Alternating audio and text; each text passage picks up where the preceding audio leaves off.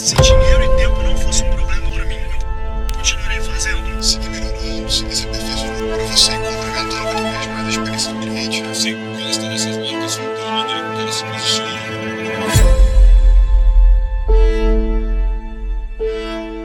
Léo, e aí? Entra aí, cara. Tudo em ordem, meu? Bem, a chuva. Pô, prazer te conhecer pessoalmente. Prazer, né? Tudo em ordem? E aí, cara? Muito bom. Bem-vindo, esse é o Ângelo. Nós já estamos ao vivo? Estamos ao vivo aqui. Pô, legal. Senhoras e senhores, mais um Link on the Road. Para quem não sabe o que está acontecendo, eu vou repetir aqui uma vez mais. Há muito tempo a gente fez no Além da Facum um quadro chamado MBA Fora de Hora, que a gente pegava convidados na hora do almoço para falar sobre negócio e empreendedorismo. E a Tesla ofereceu pra gente um carro para transportar aquele seriado aqui para dentro do carro. E hoje eu tenho o prazer de estar aqui com o Leonardo Siqueira, a quem eu acompanho no Instagram há muito tempo. Estou conhecendo ele pessoalmente pela primeira vez. Tudo bem, Léo? Obrigado pelo teu tempo, cara. Eu que agradeço aí, pô, legal. Pô, eu nunca imaginei estar aqui no Tesla e falando, pô, com você que tem uma baita iniciativa. Eu acredito muito no empreendedorismo. Léo, fala uma coisa, como é que você virou Instagrammer, cara? Como começou essa história? Eu criei o Terraço em 2014, né, com o pessoal lá, o Terraço Econômico, né, um blog de site de economia e política. E aí eu trabalhei um tempinho, ajudei um tempinho o Daniel José, deputado estadual do Novo. Sim. Ajudava ele um pouco nas redes sociais. Daí eu via que o Eu Thiago... não sabia disso, você ajudava ele nas redes sociais lá. Ele é bem ativo, né? Eu gosto muito dele. Eu também uma gosto. baita Esteve história. na Link, Pode chamar pra vir pra cá, uma baita história. Belo convidado, tá convidado, Daniel. Eu via que o Thiago sempre colocava aqueles prints de Twitter lá, né? No perfil do Thiago. E aí eu falei, pô, vou testar isso um dia. Aí eu lembro que uma vez eu fiz no meu e teve muito mais like do que as minhas fotos, por exemplo. Bom, você gosta de temas polêmicos muitas vezes, né? Eu acho que isso atrai muita gente também, né? Assim, se dizer que vai fazer sol amanhã, os jornais não gostam muito disso, né? Porque não vende tanto. Mas o meu ponto não é nem só esse, entrar na polêmica pela polêmica. O legal é quando todo mundo tem um consenso, e aí chega alguém e fala, cara, não é bem assim. E aí ele dá uma visão diferente da coisa. Então eu gosto de entrar às vezes num ponto que tá todo mundo debatendo, que é até um conceito que chama newsjacking, né? Só que dá uma visão diferente, porque se você for para falar óbvio, eu não falo, porque a nossa palavra é como a moeda, né? Se você fala demais, vai perder valor, né? E moeda, você tem demais, tem deflação, né? Se você imprimir muita moeda, tem deflação. E eu gosto muito do Geraldo Samor, né, do Brasil Journal. E uma vez eu tava conversando com ele e falei, Samor, escreve sobre isso. Ele falou assim, Léo, todo mundo já falou sobre isso, não tem o que eu acrescentar de nada de novo. Então eu só falo quando eu vejo que eu tenho algo a acrescentar, e geralmente diferente do consenso, que aí é que a gente aprende as coisas, né? Se eu falar o óbvio, por exemplo, todo mundo tem que fazer o que gosta, em algum momento isso foi novidade, mas já é tão batido, aí alguém chega e fala, cara, não é bem assim, você vai fazer várias coisas que você não gosta. Então quando alguém traz um fato novo, por isso que eu gosto de abordar assuntos mais polêmicos. Tem um post que eu faço, que toda vez que eu coloco esse post no meu Instagram, eu perco uns 2.000 seguidores. E esse post, ele é um fato. Sim. Que sai do orçamento da Universidade de São Paulo, que é o tamanho do orçamento da Universidade de São Paulo, só isso. Sim. E toda vez que eu publico que a USP tem um orçamento de 5,7 bilhões de reais por ano, a turma mete o pau. Exato. E eu não tô eu não emito opinião. Sim, é só o orçamento fato. falando. E você fala que 89% do orçamento é despesa com pessoas. Uma universidade que não tem nenhuma arrecadação. Sim. Ou seja, o pessoal tem medo de tratar de um problema chamado universidade pública. Exato. Como que dá para deixar a USP melhor? Ou as universidades públicas melhores na sua cabeça? E é engraçado isso, porque se eu fizesse um post desse, eu acho que eu não perderia ninguém, ou quase ninguém, e eu ganharia alguns seguidores, porque o meu público já espera isso de mim. A primeira coisa que a gente vai amadurecer nas ideias, a primeira coisa não é você comparar a USP com Harvard, que são escolas diferentes, né? Mas você tem, por exemplo, o sistema da Califórnia é um sistema muito mais comparável, porque lá você tem as universidades públicas, né? E ele tem um baita modelo que a universidade, que o sistema educacional lá da Califórnia estava obsoleto, eles reformularam total. Então a primeira coisa é isso, é você não ficar dependente só da receita do governo, né? Você precisa de dinheiro para investir, você sabe bem, você toca uma business school, então você precisa de diversas fontes de receita. A partir do momento que você fica apenas dependendo da arrecadação do Estado, se você tem uma crise, a arrecadação vai diminuir. Você pode ter diversos cursos de pós-graduação que a pessoa está disposta a pagar para ter um diploma da USP. Isso é uma linha de receita adicional. Teve um caso que aconteceu que mostra um pouco que precisa mudar a mentalidade. Por exemplo, teve uma família de um banqueiro, Pedro Conde, Tá. que falou assim, na Sanfran da USP. Pedro Conde, para quem não sabe, era dono do banco BCN. Exato. E falou assim, olha, eu vou doar 1 milhão aqui para vocês da Sanfran, tá? E aí, como é de praxe, eu nem sei se foi um acordo, mas como é de praxe, as pessoas homenageiam quem está doando, né? Então, colocaram lá, acho que era a biblioteca Pedro Conde, alguma coisa. O que os alunos fizeram? Pediram para tirar o nome. E aí, o que fez a escola? A família do Pedro Conde falou, então a gente queria a doação de volta, né? Porque se sentiram desprestigiados, etc. Ou seja, no final das contas, o que aconteceu? Eles ficaram sem 1 milhão ali. Por uma mentalidade atrasada, você não está vendendo, é só uma forma de você homenagear e etc, trazer iniciativa privada. Então tem que ter mais esse tipo de iniciativa para você poder ter receita, a receita crescente, e você poder investir mais nos alunos e na infraestrutura, etc. Porque antes você não tinha essa opção dessas business schools aí boas. Então eles precisam se modernizar, porque senão esse problema vai tender a crescer. Eu acho que dá pra fazer tanta coisa.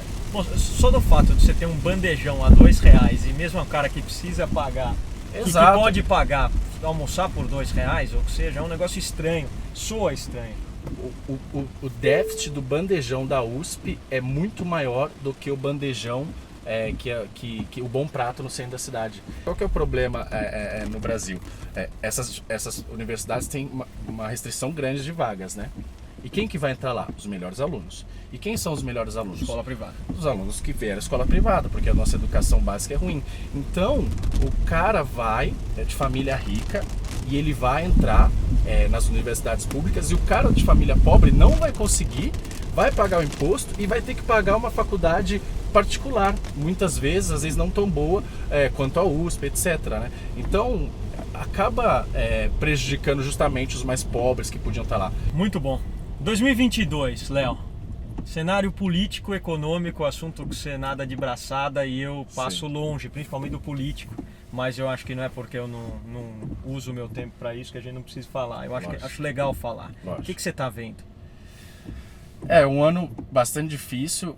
Em ano de eleição não se aprova reforma, porque reforma, por definição, é uma mudança brusca e é impopular. Claro. Porque se não for para você mexer em muitos interesses, então não é reforma, né? E o Brasil precisa de reforma, porque a gente cresce há mais de 30, 40 anos aí 2,2% ao ano, né? Só, uma média muito baixa. A gente já não é um país rico e ainda cresce muito pouco, e não é de PT, não é PSDB, não é Bolsonaro, é décadas. Perfeito. É governo atrás de governo, né? Por uma série de fatores. A gente tem que fazer grandes reformas para que as empresas possam abrir o negócio e criar emprego sem o governo ficar em cima, para que o mercado de trabalho seja mais flexível, para que o sistema tributário seja mais simples, para que os funcionários públicos possam ter mais incentivos a ser mais produtivos, e se ele não for produtivo, ele possa ter uma penalização. A gente precisa dessas grandes reformas. Senão, só programa social, que é super importante e tomara que a gente tenha mais, não vai adiantar. A gente precisa fazer as grandes reformas. Você acredita num terceiro nome? Eu vejo o Moro como o cara que poderia ser o terceiro nome.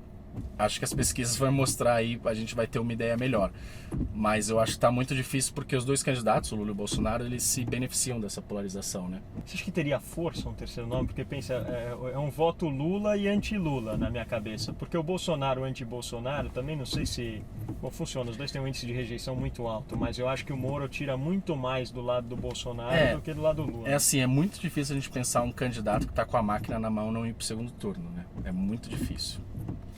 Então é praticamente, se a gente olhar, o Bolsonaro está no segundo turno. E não existe eleição no Brasil sem esquerda, né? Porque uma parcela da população, com preferências diferentes, prefere esse modelo de sociedade, econômico, etc.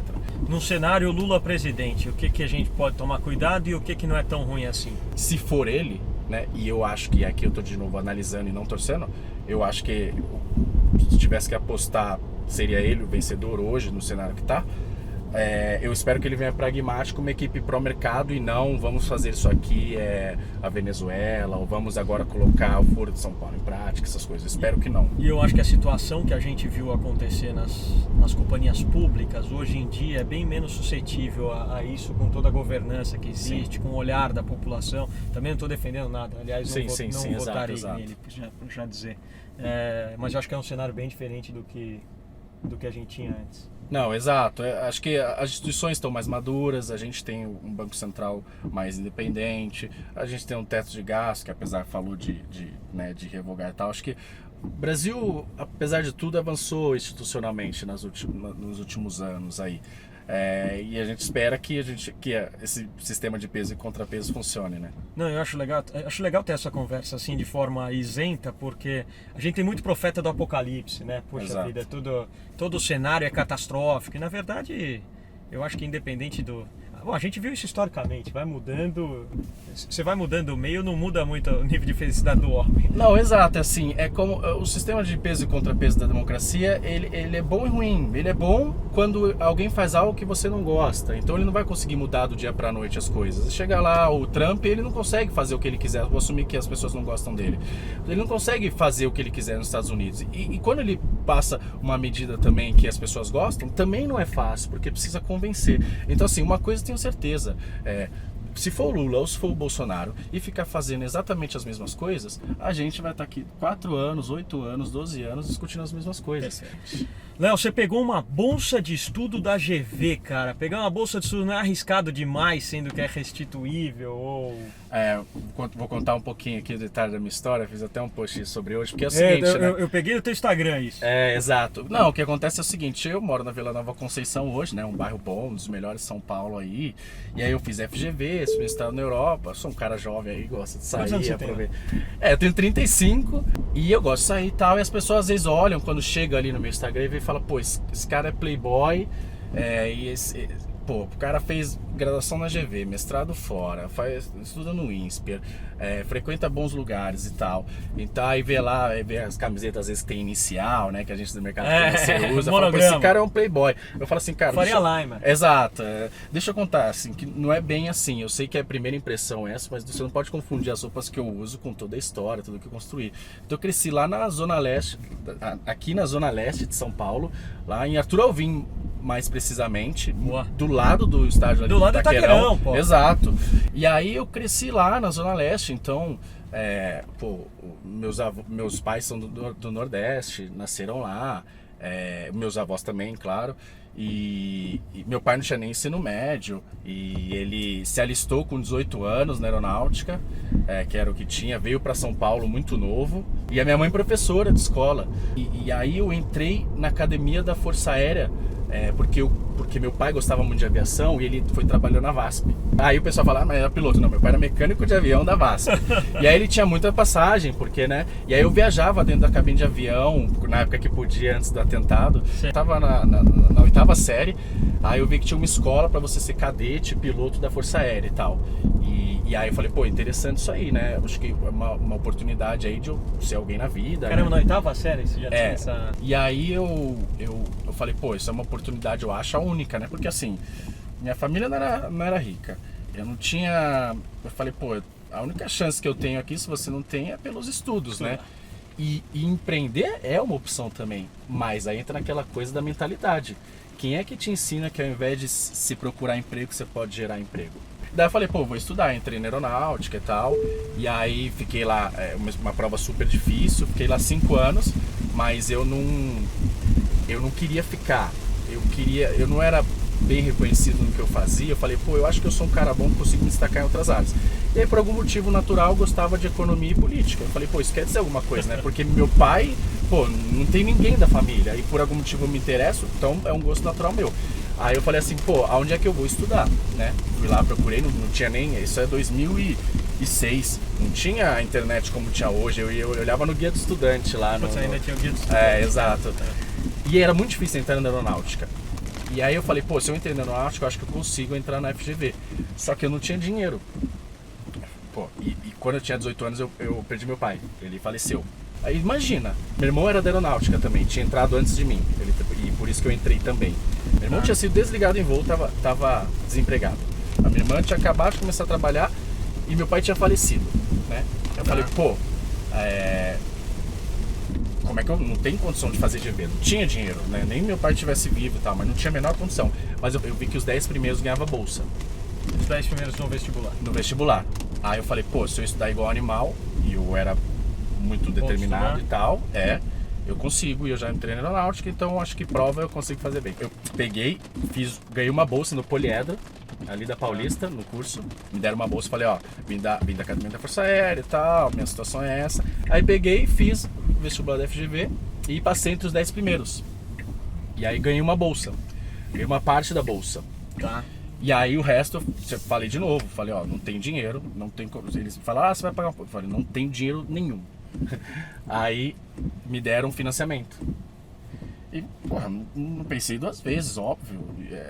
Pagar. Depois resolvo. Depois resolvo. Minha competência garante. Pô, se eu tô entrando numa das melhores escolas, assim, do país, isso é problema pro Leonardo do futuro. E aí tomei o risco, fui. E pago até hoje a GV, e foi a melhor escolha que eu fiz, porque era o único caminho que eu tinha, não tinha Muito outro legal. caminho que não fosse pela educação. Eu vejo uma nobreza assim pra mim, porque o meu pai era como muitos brasileiros, assim, veio do Nordeste, ele não tinha tempo pra pensar o Brasil. A gente tá discutindo o Brasil, você discute, ó, o Brasil tem que ir pra cá, ele não tinha tempo de fazer isso. Ele ia no emprego que dava, isso aí. E trabalhava de manhã e chegava à noite, da maioria das pessoas. Então hoje eu poder discutir o Brasil e falar, ó, o Brasil tem que ir nesse caminho, as pessoas me ouvirem, acho muito legal isso. E eu ser remunerado por isso, fazer disso uma profissão, acho muito legal, porque meu pai não tinha, ele era só mais um que estava ali, né, na corrida dos ratos, infelizmente. E aí eu queria fazer mestrado fora, né, na Europa, porque eu não achava que ia fazer doutorado. Eu falei, pô, eu quero fazer mestrado, eu preciso disso, como economista vale a pena. E aí eu, de novo, não tinha dinheiro. Não tinha dinheiro para fazer mestrado. E eu apliquei para umas 4 escolas lá, passei numa business school lá da Espanha, Pompeu Fabra, que é como a Bocconi, da Itália, Pompeu Fabra. E aí eu passei lá, e aí falei, pô, agora eu preciso levantar o dinheiro.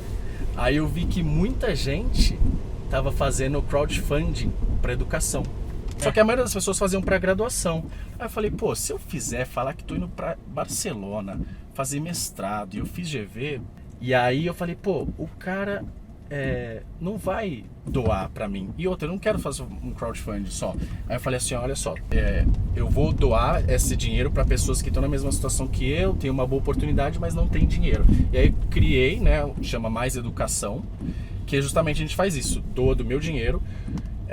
Eu aciono a rede de contato, né? Falo, ó, esse cara tem essa oportunidade e tal, você não quer ajudar e tal, divulgo e peço para eles fazerem o mesmo. Falo, ó, você está sendo ajudado agora, mas então você tem que ajudar no futuro quando você tiver a oportunidade. Que é o legal é que você nunca encarou o problema como sendo um limitador. Você ia atrás de resoluções para aquilo que teoricamente é um limitador para a grande parte das pessoas, né? Exato, eu sempre fui atrás buscar solução. Talvez tenha um pouco a ver com a minha infância ali mais na Zona Leste, que assim, cara, eu tô acostumado a não ter recursos. Vamos trabalhar com o que a gente tem. Então, já nenhum não momento. Tem mesmo, né? Exato, então em nenhum momento eu falei, cara, não vou fazer GV porque não dá, porque é caro, porque é para as pessoas mais ricas. Não vou fazer o mestrado porque não tenho dinheiro. Não, eu falei, cara, a gente dá um jeito aí e resolve. E aí a gente criou isso daí. Legal. E a gente hoje já levantou e já retribuiu mais de 500 mil reais para as pessoas. Uau! Então teve uma menina que o pai dela era pedreiro, a mãe faxineira, e ela foi fazer parte de medicina em Harvard. Teve gente que foi para o MIT, teve gente que foi para Yale. E em 2016 tinha um programa do Barack Obama que ele tinha lançado, o Young Leaders of America. Ele falou assim, não, ao invés de eu simplesmente dar dinheiro, eu quero empoderar as pessoas que estão fornecendo soluções nas cidades, nas comunidades deles. Então ele chamou 250 pessoas da América Latina e Caribe que tivesse ou um negócio social ou uma empresa mesmo. E aí a pessoa passava 1 mês e meio lá nos Estados Unidos, com tudo pago, aprendendo, em contato. E aí eu me inscrevi nesse programa aí do Barack Obama, Young Leaders of America, com essa instituição aí, o Mais Educação. E aí deu certo. Eu passei, fui escolhido e passei 1 mês lá na Universidade de Washington, em Seattle, aprendendo justamente como é que eles fazem, como é que eles levantam dinheiro, como é que eles mantêm motivada a comunidade de doadores deles e tal. Então foi uma experiência bem boa. Então é isso, a minha história, eu posso resumir, acho que é isso, é assim, ir atrás de oportunidades, educações sempre sem ter dinheiro. E eu falava assim, cara, a gente dá um jeito. Muito legal. Se você tivesse um filho de 15 anos e ele te perguntasse assim, papai, de tudo que você estudou, quais são as 3 coisas aí que você mais aprendeu nessas faculdades que você fez? O que você falaria? Talvez as 3 são as que não ensinam tanto nesses cursos que eu fiz mais técnicos. Boa, né? boa, melhor ainda. Vamos lá. Paciência, porque principalmente quando a gente é jovem, a gente é muito ansioso pelas coisas e as coisas demoram, então é normal. Muita gente fala assim, como é que eu começo a rede social, tal? Eu falo, cara, faz isso, mas é o seguinte, não se cobra nos primeiros 6 meses, porque não adianta achar que você vai ter o resultado em 1 mês, 2 meses, assim, você precisa ter consistente as pessoas, então não se cobra. E no business é a mesma coisa, né? E isso em relacionamentos também, às vezes você briga com alguém, acha que não vai mais falar com a pessoa, ou família, etc. E você tem paciência, porque de alguma maneira, se você não queimar as pontes de trás, as coisas vão se encaixar. Então eu aprendi com o tempo a ser mais paciente. Paciência. A segunda talvez possa ser um pouco clichê, mas não é nada trivial para mim, é você acreditar que você vai conseguir fazer as coisas, porque dependendo, por exemplo, no ambiente que eu cresci, todas as informações que chegavam para mim era de que não ia dar certo as coisas. Por quê? Porque eu não tinha gente que fazia poli na USP, eu não tinha gente que foi pro ITA, eu não tinha gente, porque eu morava nos Anjos de São Paulo, as referências, né? Então, você é doutrinado e ser bombardeado de informações, exemplos de que, você não vai conseguir entrar numa boa faculdade, você não vai abrir um negócio e prosperar e tal. Não é pra você. Não é pra você. E é diferente, às vezes, quando você já tá... Por exemplo, seu pai é médico numa boa escola. É mais normal pra você acreditar que aquilo é possível. Quando você não tem nenhum exemplo, você tem que agir contra as probabilidades, né? Você tem que inserir imagens novas para o teu cérebro reconhecer aquilo como possibilidade, né? Exato. Então eu falaria acreditar que Muito você legal. pode chegar lá se você trabalhar duro. Estamos bem de ensinamento. Paciência, acreditar. É. Fala, Ângelo, você quer perguntar alguma talvez coisa? eu Manda lá, ache manda lá. Que minha pergunta tem a ver com isso. Aham. Que tem um conceito que você coloca no seu Instagram também, Aham. que é a audácia da esperança. Exato. Eu queria saber como que você aplicou isso na sua vida, em exemplos práticos, e como explicar pro pessoal como funciona esse conceito, que eu sei, mas muitas pessoas não, e eu gostei muito dele. Foi legal. Pois é, na verdade isso é o nome do livro do Obama.